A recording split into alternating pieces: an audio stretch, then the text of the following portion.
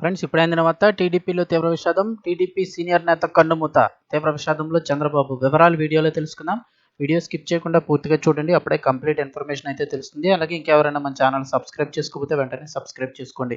ప్రభుత్వం నుంచి వచ్చే ముఖ్యమైన అప్డేట్స్ అన్ని మిస్ కాకుండా మీకు ముందుగానే తెలియజేయడం జరుగుతుంది. అలాగే వీడియోని ఒక లైక్ చేస్తే మరింత మందికి సమాచారం చేరుతుంది. వివరాల్లోకి వెళ్ళిపోదాం. సీనియర్ టీడీపీ నాయకుడు, మాజీ సహకార సంఘం అధ్యక్షులు వెలుగుబంట్ల గంగరాజు, ఆయన బూసీలు అంటారు, గురువారం తన నివాసంలో మృతి చెందారు.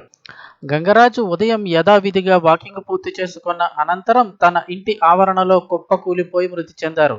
గంగరాజు 1983 నుంచి కూడా టీడీపీలో క్రియాశీలక నాయకుడిగా వ్యవహరిస్తున్నారు.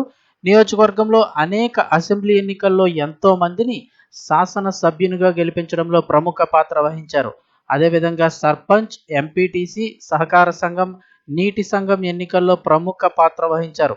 సహకార సంఘం అధ్యక్షులుగా రైతులకు మంచి సేవలు కూడా అందించారు. ఇక కాజులూరు గ్రామ పెద్దగా అనేక సమస్యలు పరిష్కరించేవారు. గంగరాజు మరణ వార్త తెలియగానే మాజీ మంత్రి చిక్కాల రామచంద్రరావు హుటాహుటిన కాజులూరు చేరుకున్నారు. ఘనంగా నివాళులర్పించారు. గంగరాజు భార్య, కుమారుడు, కుమార్తెను ఓదార్చారు. శాసన మండలి సభ్యులు తోట త్రిమూర్తులు, రాజ్యసభ సభ్యులు పిల్లి సుభాష్ చంద్రబోస్, కార్మిక శాఖ మంత్రి వాసంశెట్టి సుభాష్లు సంతాపం వ్యక్తం చేశారు.